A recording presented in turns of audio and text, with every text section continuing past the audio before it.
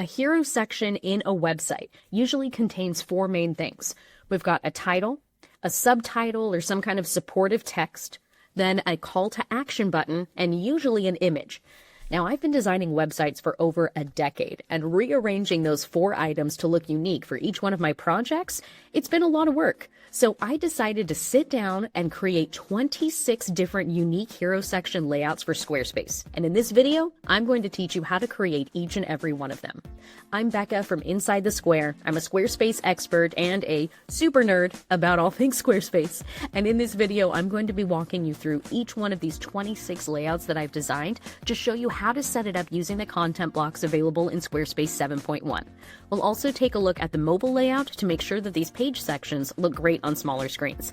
Now, 26 is a lot. This is going to be probably one of the longest videos that I've ever done. So please use the chapters below to jump ahead. And if you want to check out these individual page sections, visit my website, insidethesquare.co/26. There you can see all 26 of them in action. Maybe pick out your favorites and come back to this video so you can watch how to set those up specifically in Squarespace. But if you're ready, I'll go ahead and share my screen and we'll get started. Starting with layout 1, we have a very common half-page layout. I'm going to press G on my keyboard so you can see the grid behind this page section. I did that because I want you to notice this grid goes all the way to the top and all the way to the bottom of the page section. If we hop into the Edit Section option, I've toggled off Fill Screen. This gives me the ability to stretch this image all the way to the top of the section and all the way to the bottom. If I toggle on Fill Screen, let me show you here, Edit Section, Fill Screen, now we'll see there's a little bit of space and I can't pull that content block over that particular space right there. That's as high as it's going to go. But I want this image to stretch to the full height of the section. So I need to select Edit Section and toggle off Fill Screen. Now on the left-hand side, I have a text block where I have a headline or a heading 1 text, and then I have paragraph 2, which is the standard paragraph text, and a call to action button. On the mobile version of this layout, you can see that that half image now spans across the entire width of the section, and I have one row between the top of the headline and the image, one row between the bottom of the text and the call to action button, and one row between that button and the edge of the page. I personally like making sure I've got even alignment when I'm using this particular half-page layout, which becomes a full width section on mobile. Back to our desktop view, let's hop into section 2, a classic section. This layout is very similar, but instead of a full height image, we have an image block that's fit inside a shape. Clicking the Edit option here, under the Design tab for this image block, I'm able to select the Shape option, and I've toggled off Stretch because I wanted to maintain this perfect aspect ratio of a circle. If I toggle on Stretch, the image will stretch out to all of the edges of the content block, and I didn't like that design so much. I wanted to keep it a perfect circle, so I toggled that off. Now, alignment here is really important. If I click on this image block again, we have the horizontal alignment option, and here I have it aligned to center. You can also move it to the left, to the right, or again, center like I have right here. On the right-hand side of this page section, I have a standard text block with the heading text type and the paragraph 2, and then our call to action button. I want you to notice here that I have 2 rows at the bottom of the call to action button and 2 rows above the headline. This keeps it centered vertically. And then if I select Edit Section, we do have Fill Screen toggled on set to small. So I've got extra spacing at the top and the bottom of the page section. If we take a look at the mobile view, you can see here that once again I've got the spacing. So we have 1 row on top of the image, 1 row between the image and the headline, 1 row between the paragraph text and the call to action button, and 1 additional row between that and the edge of the page section. I really do like that design consistency, so I wanted to highlight that. I also want to mention we're going through 26 layouts today, so please feel free to jump ahead using the chapter markers below if this is going a little too slow for you and you want to get into some of the more creative design ideas. All right, let's move on to number 3. This is when we start to adjust the space. In this layout, we're really using a lot of blank space here at the top of the headline while we have the image over here on the right. I want you to notice this is different from layout 1 because the image doesn't expand all the way to the top of the section or all the way to the right-hand side. This is just a rectangle of the image, and if we double click on this, I want you to notice inside the Design tab, we have the image set to fill, so it's going to fill the entire content block area. And again, we've got space on the top and the right and the bottom because we've selected the Fill Screen option for a small page section height. Now on the left, we have the headline, the paragraph text, and the call to action button. And I want you to notice this call to action button is pulled all the way to the bottom of the page section and all the way to the left. Very similar to the content block over here on the right, which is all the way on the bottom and all the way to the right. Now let's look at the mobile of layout 3. Here we've added a lot of additional space. We've changed this image block to still only take up about half of the screen, but again, not extending to the edges of the page section on the top or the right. And then we've got a generous space of a few rows between the actual image and the headline. And the call to action button is not full width. It's pulled over to the left-hand side of the screen, mimicking the corner of the top right by taking the content all the way to the bottom left. Moving on to layout 4, we've started to separate our text. I want you to notice that here in the edit section option, we do have the section height set to small. And again, we're using an image block set to a shape here on the left, but we've added a generous amount of space between the headline and the text. The heading text right here inside this text block has a vertical alignment to the top, and this text block has a vertical alignment pushed to the bottom. We really want to make sure that they are separate, and we don't separate them by just adding additional space using our keyboard here. We want these to be two completely separate text blocks. We also have a call to action button here, separated only by one space. I wanted to keep the call to action fairly close to the descriptive text, but it's totally up to you. Maybe you want to drag that all the way down the bottom of the section. You've got a lot of design flexibility here. The core difference here in layout 4 is the large separation between the headline and the supportive text. If we take a look at mobile view, I actually placed the image between the headline and the descriptive text, but I've also introduced this image as full width because this descriptive text and the call to action button are also going to be full width. This is probably a good time to mention here that with this image, if we hop into edit mode, I've selected the shape option, but we're stretching that shape to fill the entire content block. If I turn this off, the shape is going to be much smaller. Keeping it to stretch lets me have this flexibility where I can stretch the image to full width on mobile, leaving it in its unique shape here on desktop. All right, let's move on to layout 5. Layout 5 is where we break the midline. Do you see this dotted line in the center of this page section? Layout 5 has a headline that stretches full width and an image block that goes over that midline by 2 additional columns. This creates the first layout that doesn't have a clean divider right down the center of the screen. The descriptive text is over here on the far right, where we also have the call to action button, and we've added generous space between that and the bottom of the screen. But notice how the grid goes all the way to the bottom? That's right, under Edit section, we've toggled off the fill screen option so we can pull this image all the way to the bottom of the page section.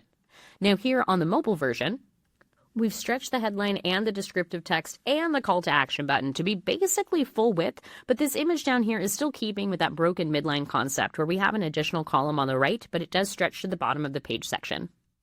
All right, my friend, we're moving on to layout 6, but a quick reminder, if you want to jump ahead to any particular section, I've got timestamps or chapters listed in the description of this video. Moving on to layout 6, it's all about the focal point. I'm going to press G on my keyboard to turn off the grid so we can have a clear picture of this background image. In this background image, I wanted to be center and I wanted the text to be far aligned to the left along with the call to action button. And to make sure that worked, I hopped into Edit section, selected background, and set that focal point right to the center of the image. This white circle adjusts the focal point for both desktop and mobile. So for a large screen image like this, pulling that focal point over to the left will definitely push me off of the screen on mobile devices. So we'll take a look at what that looks like together. But scrolling down here, I've also adjusted the overlay opacity to be 80%. I wanted to make sure I had a much darker background so that my lighter text would stand out and still be legible. Now looking at the mobile version of this particular section, you can see here that focal point wasn't enough. I can still see me just a little bit on the far right hand side of the screen. So let's select Edit section, background, and we'll move that focal point even further to the left. And there we go. Now this looks a lot better on a mobile device, but here on desktop, I'm still going to be centered because my image is so large for the background of this particular section. All right, let's move on to section 7. Layout 7 is where we're starting to introduce supporting shapes, and I really like this layout. I'm going to press G on my keyboard to turn that grid back on because I want you to see that this grid goes all the way to the top and the bottom. Under Edit section, we have toggled off the fill screen option to make sure this shape block on the left stretches all the way to the edge. I've also moved our call to action button to be on top of the image over here. Definitely a different design technique, and I want to encourage you to get creative with your own unique layouts. Clicking into this image, I want you to notice that I've actually set all of the corners of this image to have a 30-degree or 30 pixel corner radius. However, for our shape block, I've only adjusted one corner at a time.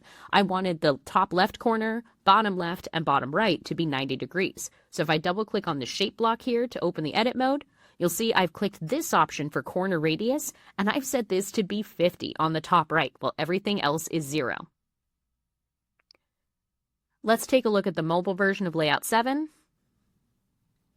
And here you can see we have the headline, the shape block, supporting descriptive text, and then the image on top of this shape block, which again stretches all the way to the bottom of the page section. I love using the shape feature to create additional depth to a page section without distracting from the actual text blocks that we have here.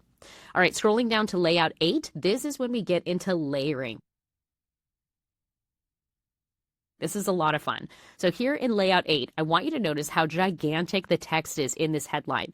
I'm using a feature in Squarespace known as scaled text.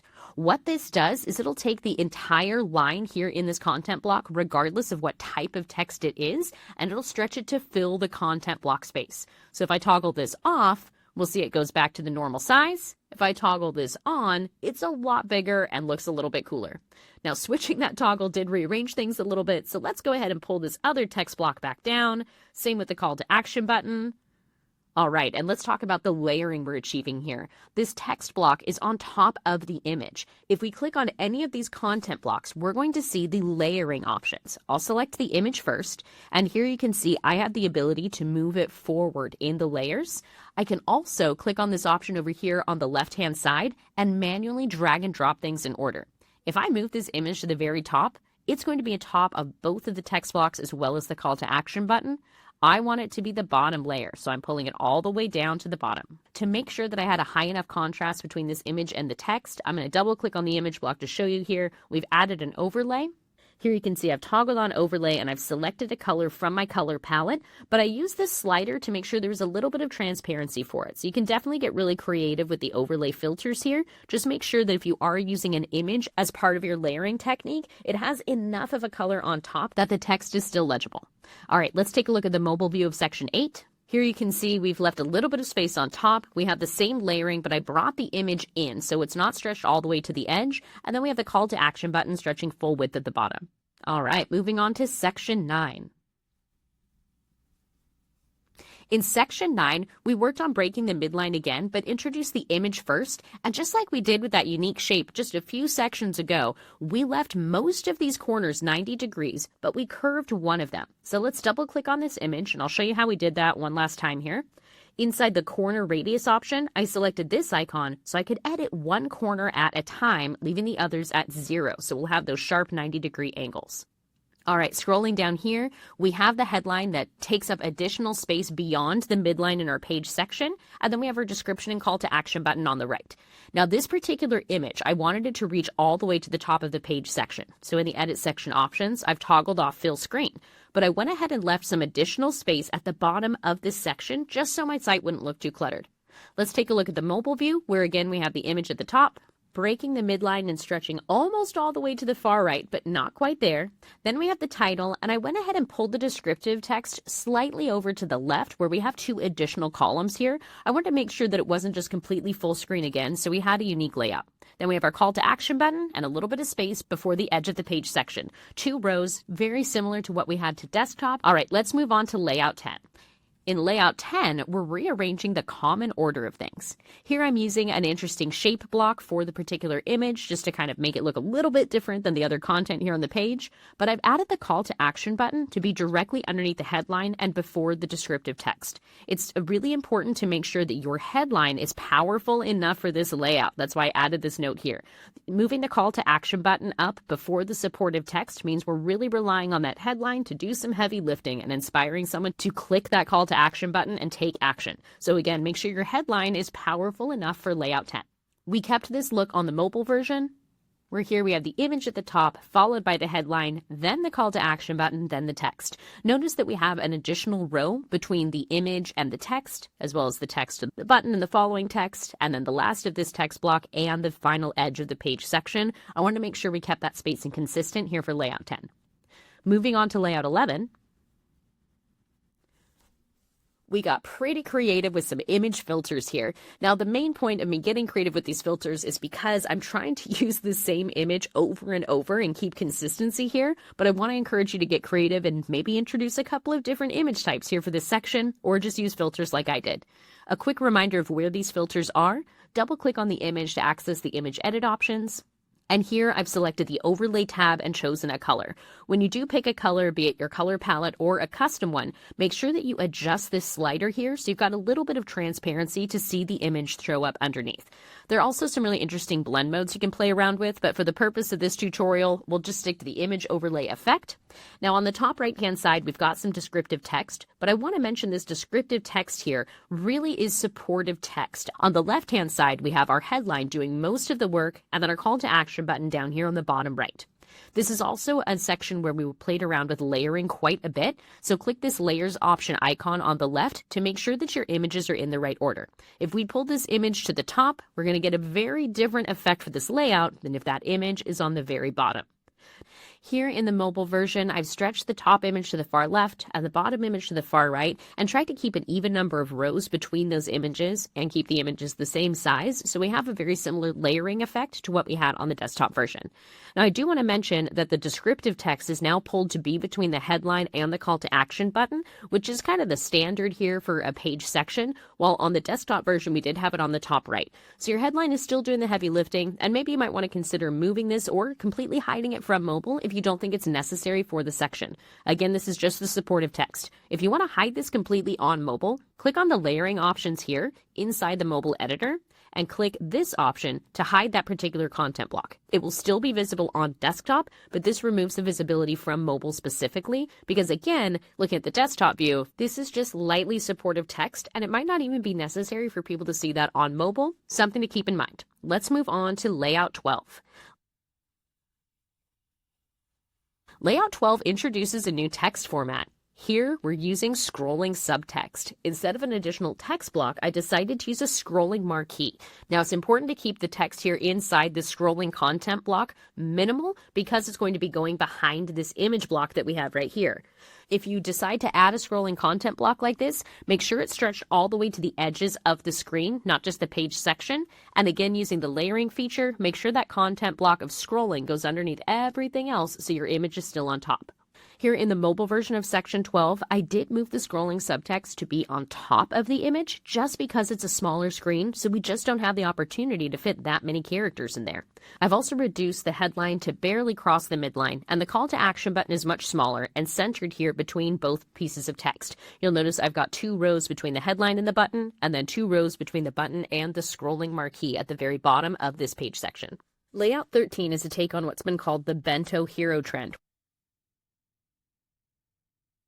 So I've got the image on the right, text on the left, and the call to action button set to fill. If you're not familiar with this, click on the edit options for your button, and under the design tab, make sure you've selected the fill layout instead of fit. This is what fit looks like. Fill is going to stretch it to fill the entire content block area. The text itself has a background to it, so if we double click on this text block to edit it, there we go, I want the edit option. Clicking on this, we've toggled on background and I set the padding to small. I also changed the vertical alignment for this text block so that it pushes the text down to the bottom, closer to the call to action button. We can do center or top, but I think bottom looks best for this layout. I also want to mention the spacing of the grid. That's really important here. Under Edit section, I've actually customized the grid gap so that the width and the height are very similar. I'm actually going to increase this width just a little bit more because what I'm really going for is trying to make sure that this right here is a perfect square. That really seals the deal on this effect. Let's take a look at the mobile version. And here you can see I've maintained the text pushed to the bottom where it's aligned vertically, and underneath the text we have the image and the call to action button set to fill. Now let's move on to hero section layout number 14.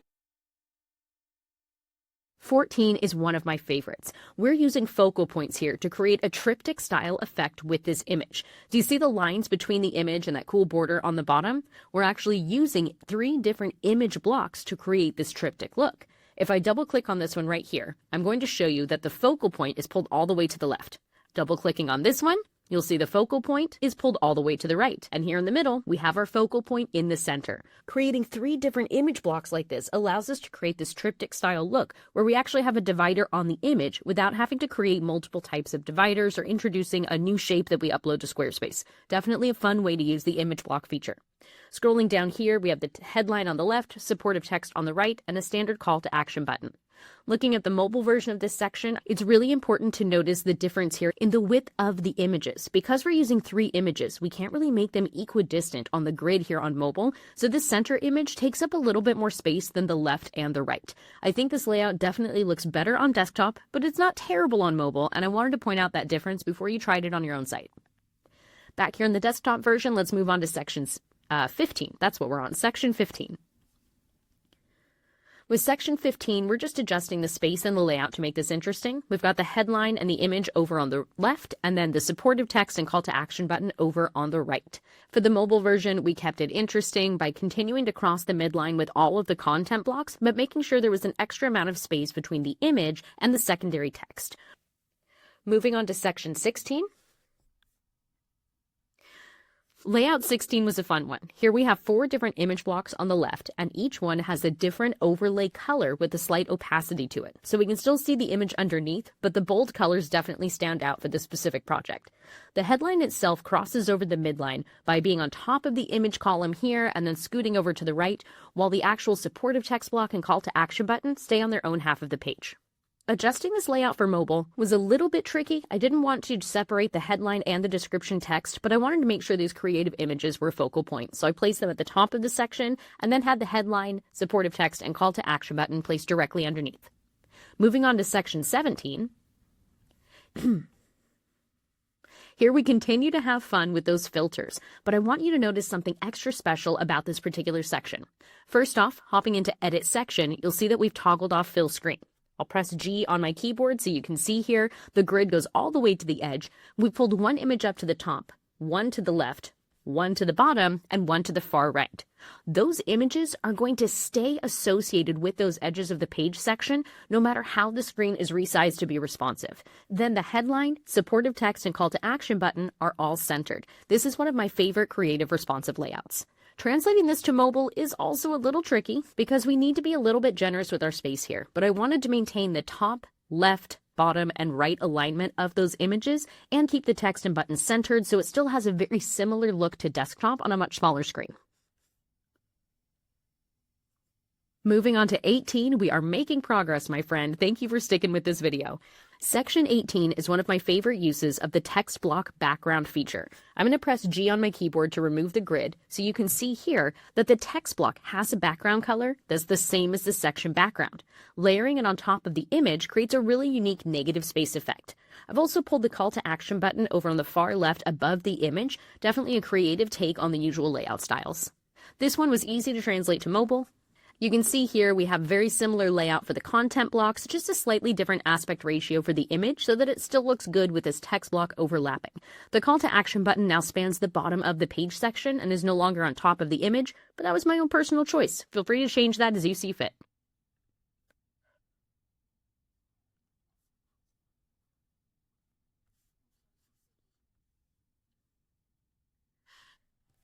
For section 19, we're using one of my favorite background image effects called a parallax.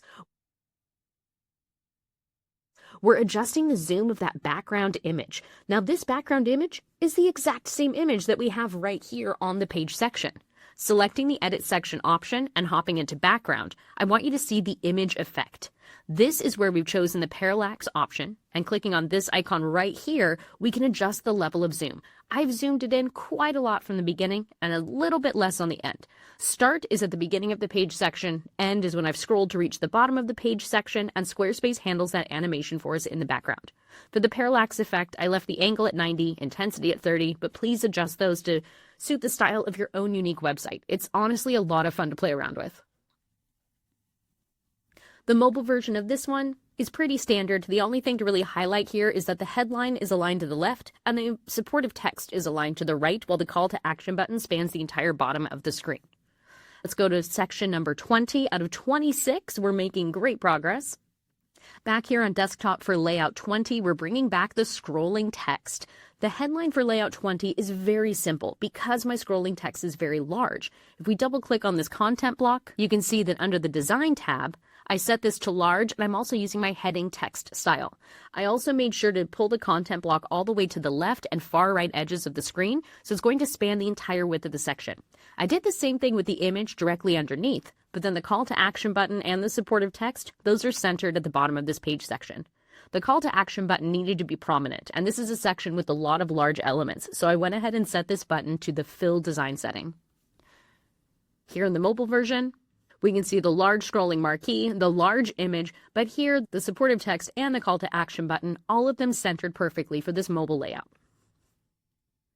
Moving on to section 21. For this section, we're going for a 1/3 ratio. The heading text takes up 1/3 of the page section on the left, the image 1/3 in the center, and on the right, we went ahead and used the text block background to create a column of text that clearly stands out against the other two columns of content. I placed the call to action button above this text block, but I did something pretty unique here. I want you to look at the outline for this call to action button. Do you see those dots? That's because I used a very special technique here in Squarespace. Double-clicking on the call to action button, we're going to look at the design option. Here in the design menu, underneath the transformations, I have it offset by 20px. That's because I've got padding in this text block. If I left this at 0, the call to action button would be pulled all the way to the left of the content block and it wouldn't be in line with the text. That offset is what keeps the call to action button in line with the text. This text block has padding that pulls it away from the edge, so I needed to offset the button to keep the alignment. Here on mobile, we pulled the content in a bit to make it centered, but I went ahead and stretched out the content text block to be slightly larger than the image, creating a cool layering effect. I also layered the call to action button on top of the text block. Because we're using that transformation, I wanted to make sure I adjusted it to be centered, so pay close attention to the alignment of the buttons in the mobile version of this section. Layout 22 is ideal for very large horizontal images. We created a little bit of layering with that call to action button. I want you to notice that the subheading or the supportive text over here, it definitely is minimal in this section. This section is ideal for images you want to focus on and for large headlines. The mobile version of this section gives the supportive text a little bit more prominence than it has on the desktop version, but again, the focus is the headline and this horizontal image. Back here in the desktop view, let's take a look at our next layout, which will be layout 23. Here we had a lot of fun with the background perspective, just like we did in a previous layout, but I've changed the actual image to be a shape block on the right-hand side and stuck with the classic headline, subtext, and call to action button on the left. The mobile version is very similar. We have the centered image and then the text on the left, as well as the call to action button spanning the full width on the bottom. Or I guess I should say nearly full width, as it's not quite to the edges, but having it stretch almost the full width of the page makes sure that it's easy to click. Moving on to our next section, 24. This one focuses on the image first, supporting content second. And here we have the call to action button set to fill. We did that to really balance it out with the subtitle text over here. The emphasis of this section is definitely on the main image, which is very prominent and the first thing you see, and then the headline as well. But again, the call to action button, it's going to look pretty big compared to the supportive text. The layout of this section isn't very creative on mobile, but it does feature the image prominently, followed by the headline, the subtext here, and then the call to action button underneath. Now back to our desktop view for section 25, second to last. Section 25 is very focused on the call to action. Here we're using the text block again with the background to create that negative space effect along with the image, but the call to action button is set to fill and it's very large in this particular page section. I also want to mention that this supportive text here is very minimal and concise. The focus really needs to be a short headline and again, the call to action. Checking out the mobile version of this section, we had to get a little creative with the layout and I pulled the image to the right, the text to the left, and set the call to action button in the center. The final section in this collection, layout 26, it's a twist on a classic. Here I have an image block in the background. This is the background layer. This image block has an overlay that's the same color as the background, and that is why it looks like it's slightly transparent. We've used this overlay color, and using the slider, I made it almost full color so we can still see the text on top, but it's very clearly an image behind all of the other content. The next layer here is this shape block. Double-clicking on the shape block, I want you to see that we don't actually have a background color, but we did toggle on the stroke option, also referred to as a border. I gave that border the same color as the button, and I made sure that the thickness was set to small because I didn't want it to be too distracting. Now the next layer is the text. We have the headline and the supportive text sitting centered on this page section. Then the call to action button, our topmost layer. It's very important in the layers panel that this button is at the top because we want it to be above the shape. Otherwise, that border is going to show up on top of the text and it could make some of the letters look funky. So make sure that that shape block is there just above the image and the button is the highest layer. Checking out the mobile version of this page section, you can see here that it's very similar, but I placed the entire image inside the shape block and gave it the same border radius, so it has a slightly different effect on mobile while the text is still centered and the call to action button is as well. Here you can see we've got some layers to edit. Do you see the line going through the text on call to action? Let's make sure that button is the top layer here on mobile as well. We'll drag this up to the top. We'll pull the shape underneath the text, and there we go. That looks perfect. I'll go ahead and select save and we'll consider this walkthrough good to go. For a preview of all 26 sections, visit insidethesquare.co/26. That's insidethesquare.co/26. That was a lot of content, and I'm really proud of you for making it all the way to the end of this video. Again, to check out these layouts in action, visit insidethesquare.co/26. I'm Becca from Inside the Square, and I hope you found this video helpful. If you have any questions about Squarespace, please let me know in the comments, and most importantly, have fun with your Squarespace website. Bye for now.